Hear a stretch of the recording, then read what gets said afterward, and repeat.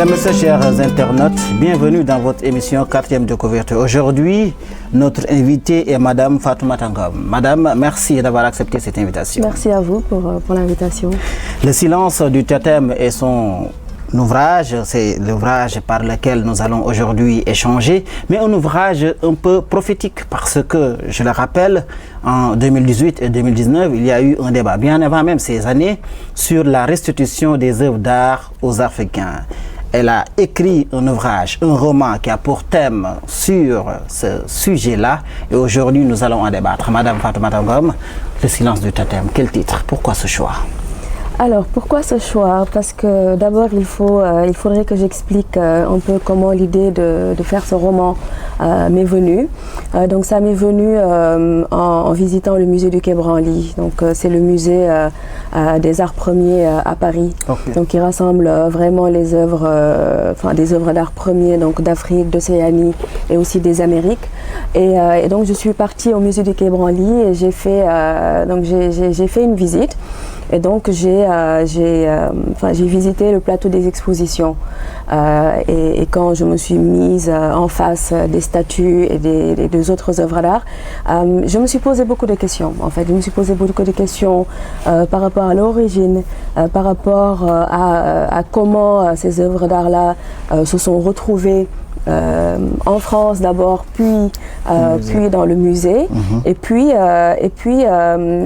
c'est vraiment la question qui n'a pas véritablement trouvé de réponse satisfaisante. C'est comment, d'abord comment les œuvres d'art se sont retrouvées, et puis qu'est-ce que ces œuvres d'art-là signifient véritablement pour les peuples qui les ont produites. Donc j'ai pas trouvé la réponse, j'étais un peu frustrée, et puis donc j'ai ressenti une sorte de mise au silence en fait. Donc j'ai vu qu'il y avait un acte de mise au silence.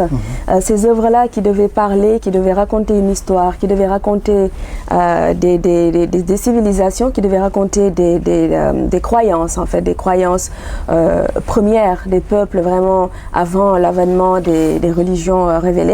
Et donc j'ai pas eu cette réponse-là et j'étais très frustrée, et comme j'ai une certaine sensibilité artistique aussi, okay. J'ai vraiment ressenti quelque chose d'assez mystique véritablement ce jour-là, parce que le musée du Quai Branly, c'est vraiment un musée, je pense que la scénographie est très sombre, extrêmement intime, et j'ai vraiment commencé à ressentir des choses comme si véritablement il y avait des totems qui voulaient me dire quelque chose, malgré cette mise au silence-là. Donc c'est comme ça que c'est venu, et en sortant du musée du Quai Branly, j'avais l'idée de mon roman et j'ai décidé d'écrire sur cette mise au silence-là des totems, vraiment des artefacts religieux qui aujourd'hui, et j'utilise un mot très fort mais qui n'est pas vraiment fort, qui gisent aujourd'hui au musée du Quai Branly. On les a un peu tués. Et ils gisent aujourd'hui au musée du Quai Branly, et voilà, donc c'est comme ça que ça m'est venu. Pourquoi le choix du totem comme symbole? Alors pourquoi le choix du totem? Parce que qui dit art premier dit vraiment des croyances anciennes, vraiment. Et donc j'ai choisi de mettre en avant et de sublimer un peu la croyance sérère, la religion sérère, qui est vraiment une religion, je parle des Pangols, c'est vraiment un totem Pangol. C'est vraiment un totem Pangol, et il faut savoir que les Pangols, ce sont des entités vraiment transcendantes.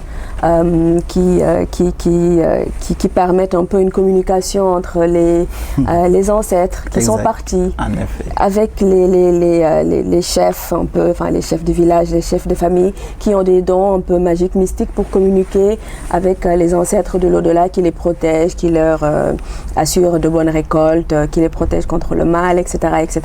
Donc c'est vraiment pour cela que j'ai choisi que le personnage, il y a une Éorine, mais vraiment le personnage principal, la présence principale dans le livre, c'est vraiment le totem Pangol, le totem sérère, qui a été dérobé d'un village, Khalambas, qui est un vrai village, qui est le village de mon père, qui se trouve dans la région de Kaolack.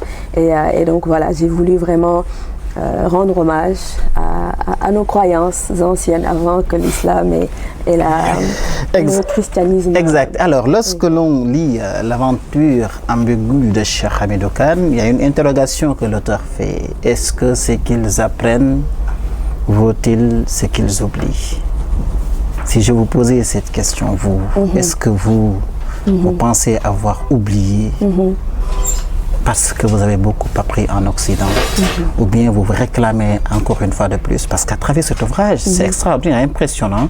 Parfois, il est très rare, il faut le dire, de voir une dame de votre âge surtout, qui a fait 15 ans en Occident et revenir nous parler, produire un tel ouvrage qui reprend exactement ces réalités, ces origines culturelles, c'est extraordinaire. Aujourd'hui, est-ce que vous vous sentez dénaturé, dépaysé aujourd'hui? Alors la réponse à cette question est non, absolument pas. Je ne me sens absolument pas dépaysée ou bien dénaturée ou bien exilée. Je ne suis pas exilée. Je suis juste partie donc géographiquement dans un autre pays. J'y étais partie après avoir eu mon bac. J'étais partie en France pour faire mes études. Donc j'ai fait des études, j'ai fait ma vie là-bas, mais je n'ai jamais oublié d'où je venais en fait. Donc je suis résolument sénégalaise, résolument africaine, et je n'ai jamais senti une rupture ou bien une distance. Au contraire, c'est quand je suis partie en France où je me suis vraiment un peu plus rapprochée de ma culture d'origine, parce que c'est là où je vois un peu le décalage. Oui, c'est ça, oui, le décalage, et puis surtout la personne que je suis véritablement, et comment l'autre me regarde à travers mon histoire et à travers tout simplement... Et accepter cette différence. Oui, accepter cette différence, oui. Accepter, la célébrer, et puis embrasser véritablement... j'ai une culture d'origine, véritablement, mais aussi embrasser une culture nouvelle, donc la culture occidentale aussi qui est dans la culture dans laquelle je vis aujourd'hui. Mais je n'ai jamais oublié mon pays, ma culture, et à chaque fois que j'en ai l'occasion, je porte l'Afrique véritablement en moi. C'est juste un voyage que je fais. J'espère revenir, bien entendu, dans mon pays. Nous espérons, nous aussi. Lorsque l'on lit l'ouvrage, on sent un certain transfert de votre frustration, de votre découverte à travers la personne, votre personnage principal, Sitoé.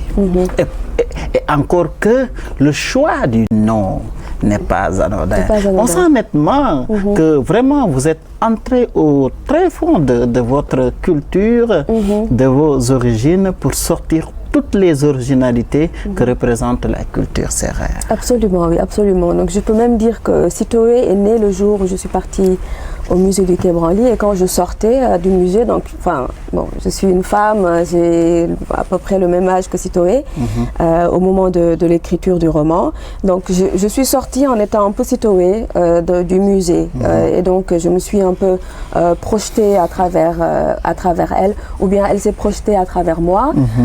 Donc Sitoé, c'est un peu moi, c'est une projection de moi, d'une personne que j'aurais aimé être. J'aurais aimé faire des études, j'aurais aimé faire Hippocagne, j'aurais aimé être anthropologue, et j'aurais aimé faire l'école normale supérieure. Bon, j'ai un peu transposé des rêves d'une autre personne que je ne suis pas, que je peux créer en tout cas à travers l'écriture.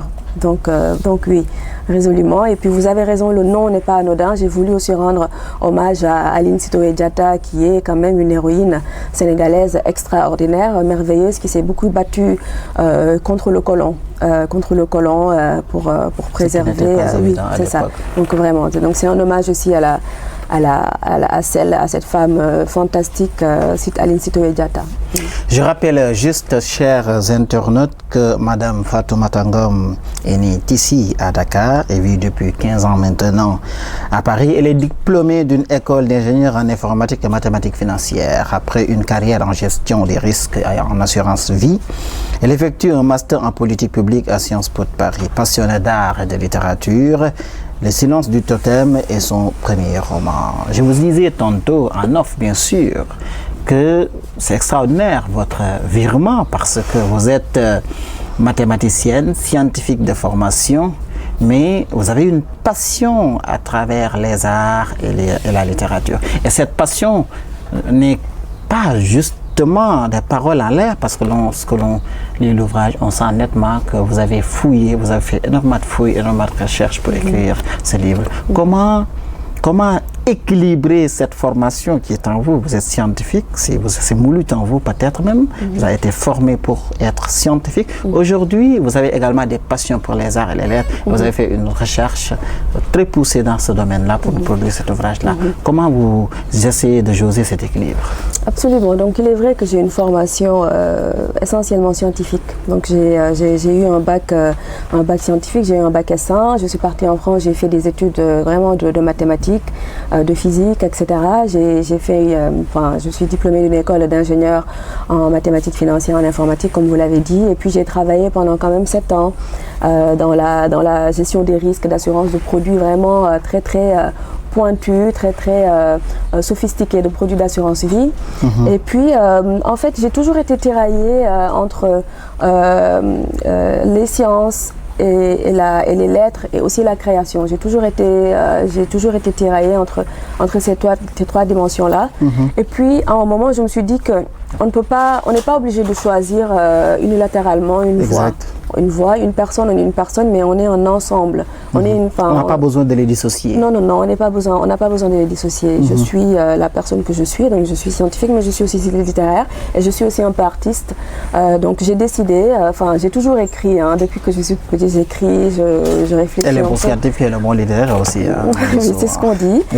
Et puis je vais vous raconter une anecdote. Il y a ma prof de latin au lycée qui il n'y a pas très longtemps raconté qu'à chaque passage, à chaque fin d'année, elle et mes profs de mathématiques et de physique se disputaient véritablement dans la salle des profs, parce qu'ils se disaient non, en fait, elle doit faire une série littéraire, elle doit bifurquer, elle.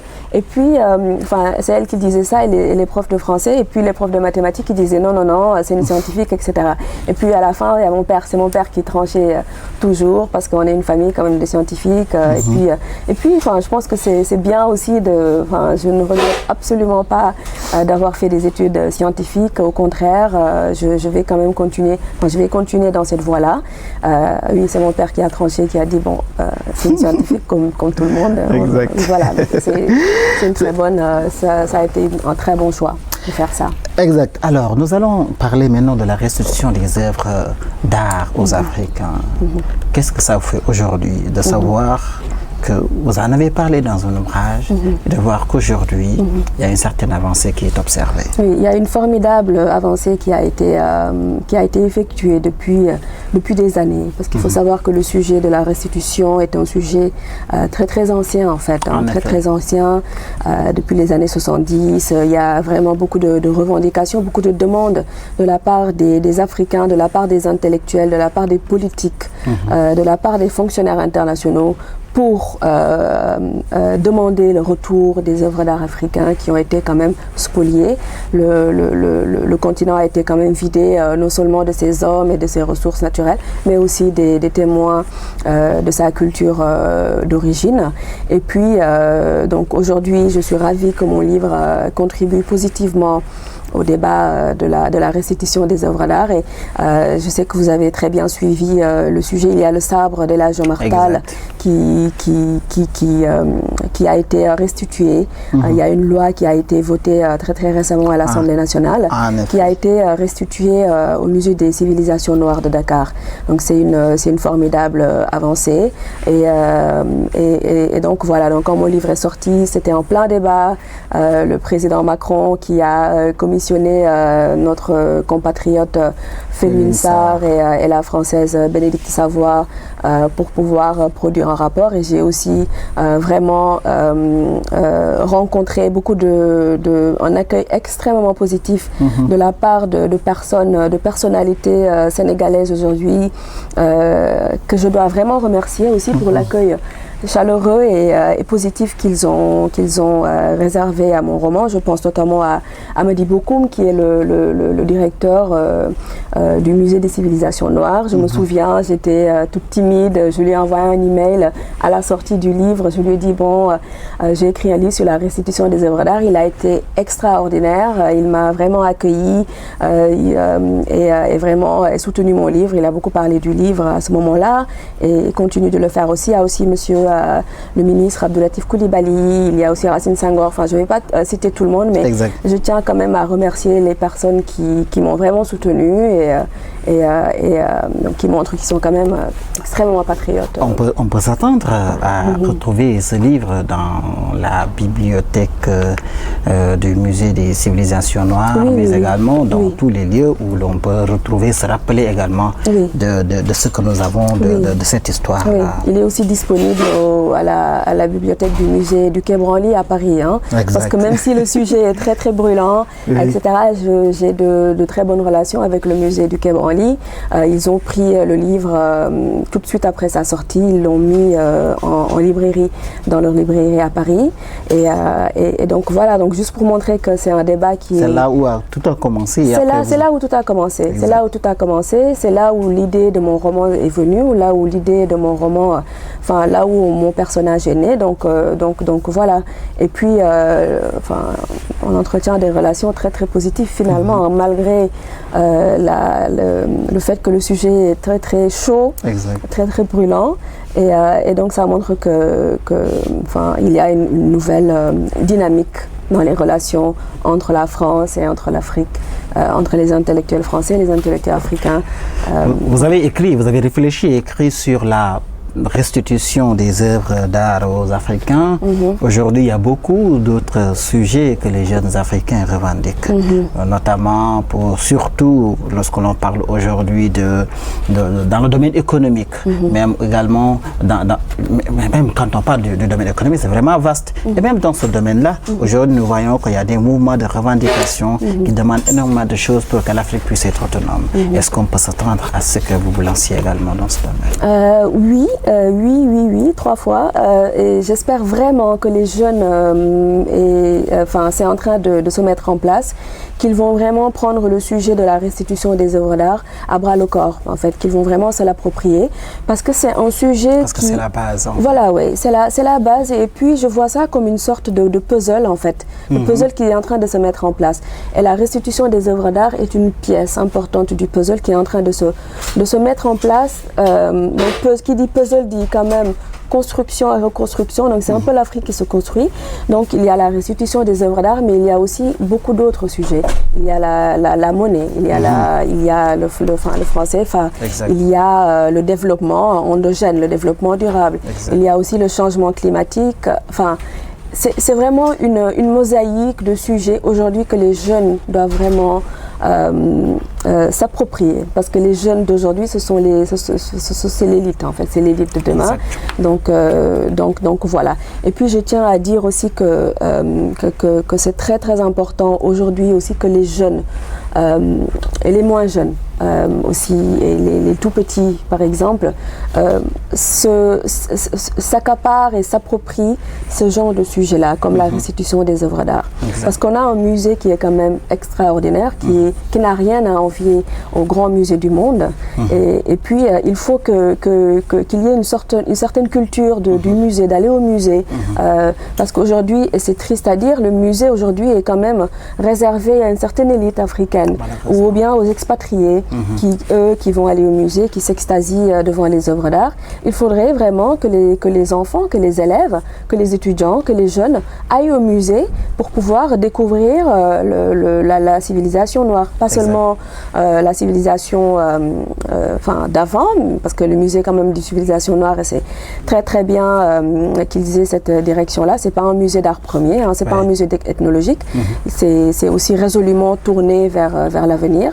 Donc c'est important qu'aujourd'hui qu'il y ait un mouvement vraiment vers les musées, vers les musées, pas seulement le MCN, mais vers d'autres musées, vers d'autres types de musées. Et puis il faut savoir qu'il peut y avoir d'autres types de musées. pas seulement des musées avec des vitres ou bien des édifices. Il peut y avoir d'autres types. Il peut y avoir d'autres types de musées parce que le musée quand même tel que nous le connaissons aujourd'hui, c'est pas une invention africaine. Hein. C'est pas une invention africaine. Il peut y avoir des musées qui sont typiquement africains, des écomusées par exemple, en termes de scénographie, pas vraiment avoir un truc assez poussé. Faire ressentir, oui, c'est ça, oui, avoir une scénographie qui est vraiment résolument africaine, endogène et qui met en exergue les croyances des populations, et je pense que c'est là où les autorités sénégalaises doivent aller aujourd'hui. Je sais que pour la restitution, il y a une commission qui est en train d'être mise en place pour pouvoir établir la liste des objets à réclamer à la France notamment, et donc c'est une très bonne chose. Madame Ngom, au moment où certains se battent pour la restitution des œuvres d'art aux Africains, au même moment, nous voyons des jeunes aujourd'hui qui nourrissent l'espoir de regagner l'Occident à travers l'immigration clandestine. Comment voyez-vous cette dichotomie? On se bat pour que ce qui appartient à l'Afrique revienne à l'Afrique, mais malheureusement, ceux qui doivent préserver cette richesse-là, ces jeunes-là perdent espoir. C'est cette perte d'espoir qui les conduit aujourd'hui à prendre la mer et à regagner l'Occident. C'est une très très bonne comparaison que vous avez faite. Et elle est je trouve qu'elle est très très philosophique. Parce qu'au moment où on demande nos œuvres d'art africaines qu'ils reviennent, c'est vrai, il y a des œuvres qui aujourd'hui ne pensent qu'à une chose, c'est de prendre un bateau, parce qu'ils n'ont pas les moyens légaux d'aller en Occident, qu'ils prennent des bateaux, qu'ils mettent leur vie en danger et pour pouvoir rejoindre les rives l'autre rive en fait de l'océan. C'est ça. Et donc ça pose une question fondamentale, et puis finalement moi comment je réfléchis, c'est que tout ceci en fait a une base, une certaine condition, parce qu'ils ont des raisons de partir. Ils ont des raisons de partir, invariablement. Mais je pense qu'ils doivent avoir des raisons de rester, en fait. Il n'y a pas de raison de rester aujourd'hui. Les jeunes ont perdu espoir. Et donc, je pense qu'aujourd'hui, comment les autorités doivent adresser ce problème de l'immigration clandestine, c'est vraiment de donner aux jeunes des raisons de rester, vraiment. Parce que quand les raisons de rester se trouvent inférieures aux raisons de partir, ils partent, en fait. Et c'est humain de partir vers quelque chose de meilleur. Donc je pense que les autorités, que ce soit le gouvernement, donc au niveau national, que ce soit les maires, parce que comme il y a quand même une décentralisation qui est faite au Sénégal, les maires aussi, les collectivités ont aussi une responsabilité de développer les villes, de quand même fournir aux jeunes les infrastructures dont ils ont besoin pour pouvoir vivre tout simplement, faciliter l'accès à l'emploi. Oui, et la question des infrastructures est quand même très très importante, parce qu'on voit que l'Afrique aujourd'hui, on voit la poussée démographique qui commence quand même à se faire sentir dans les villes, que ce soit les petites villes, les grandes villes et les villes intermédiaires. Donc il faudrait quand même qu'il y ait les infrastructures qu'il faut, qu'il y ait des hôpitaux, qu'il y ait des écoles, qu'il y ait des centres culturels, etc.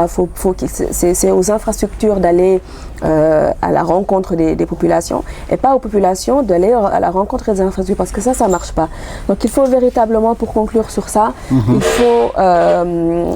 faut développer économiquement le pays. C'est vraiment ça, c'est la solution, c'est vraiment le développement économique, le développement économique, donner aux jeunes des raisons de rester, et comme ça ils vont plus avoir des raisons de partir, parce que c'est vraiment dramatique.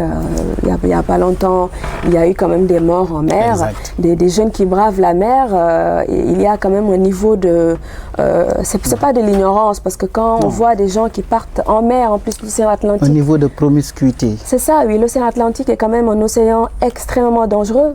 Et à cette période de l'année-là, donc s'ils partent à cette période de l'année-là avec la houle, avec les vagues, Et même ceux qui reviennent disent qu'ils n'excluent pas de repartir. C'est ça, oui, c'est ça.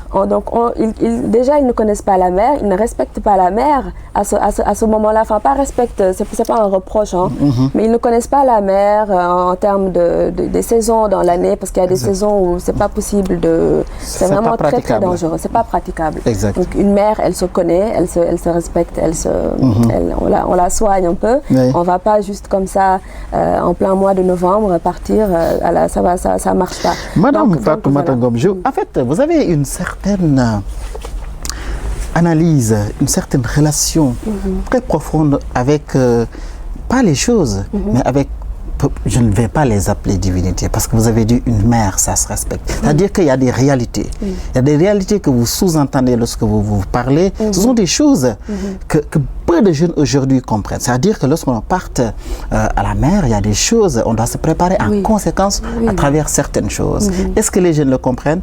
J'en doute. Vous, certes, vous ne l'avez pas dit, mais je l'ai sous-entendu lorsque vous dites qu'une mère, ça se respecte. C'est une formation que vous avez eue au bas âge, qui vous accompagne toujours, ou bien à l'ombre de manguier à côté de grand-mère, de grand-père. Il y a cela qui vous accompagne lorsque vous parlez. Comment expliquez-vous cela? Alors, ce n'est pas une formation que j'ai eue pour parler de la mer, etc. Mais bon. Mais ça pouvait être un baobab, ça pouvait être autre chose. Hein? Oui, c'est ça, oui, c'est ça, oui. Donc, je suis assez curieuse, je suis de nature très, très curieuse. Hein. Et dès que j'ai vu le drame, vraiment, des migrants, je ne peux même pas appeler ça des migrants, c'est le drame des jeunes qui sont c'est un peu un suicide aussi. Hein. Enfin, pas un suicide décidé, mais c'est un peu un suicide d'aller à ce moment-là, surtout de l'année. L'océan Atlantique, c'est quand même. C'est pas la mer, c'est pas la petite côte, quoi. En effet. Et donc, oui, j'ai une certaine curiosité pour comprendre un peu le monde, pour comprendre la nature. Et bon, on n'en a pas parlé, mais je suis aussi analyste de politique publique environnementale et climatique. Et ça aussi, ça m'a permis d'un peu déguiser, même si je ne fais pas de politique publique liée à l'économie de l'océan, ça m'a quand même, je suis assez curieuse. Comme vous nous dites que la nature a quelque chose de mystique qu'il faudrait respecter. Oui. Ah oui, la nature, elle se respecte. La nature, elle se respecte, que ce soit la nature qui nous entoure, les arbres, que ce soit la terre et aussi la mer, parce que c'est quand même, quand on voit la terre du haut, on voit qu'elle est bleue, donc elle est, c'est vraiment une ressource et une source d'énergie extraordinaire, et il faut la connaître. On ne va pas comme ça prendre un bateau, une pirogue pour aller traverser jusqu'en Espagne, c'est pas possible. Surtout à cette période de l'année-là, où c'est vraiment, les vagues sont extrêmement hautes, vraiment, et dangereuses. Donc oui, il faut connaître la mer. Donc il y a tout, il y a beaucoup d'ignorance, et c'est vraiment pas un reproche. Hein. Non, j'ai pas la prétention. C'est compréhensible. Et ouais, une ignorance on va pas attaquer comme ça la mer à cette période de l'année, par exemple. J'ai été très très triste quand j'ai vu cela. À une autre période, ça pourrait marcher, mais bon, là, oui. Mon technicien me dit que c'est la fin de l'émission. Un plaisir vraiment d'avoir échangé avec vous, c'est très, très intéressant. Merci encore une fois de plus d'avoir accepté cette invitation. Tout le plaisir est pour moi, j'ai beaucoup apprécié nos échanges. Merci à vous.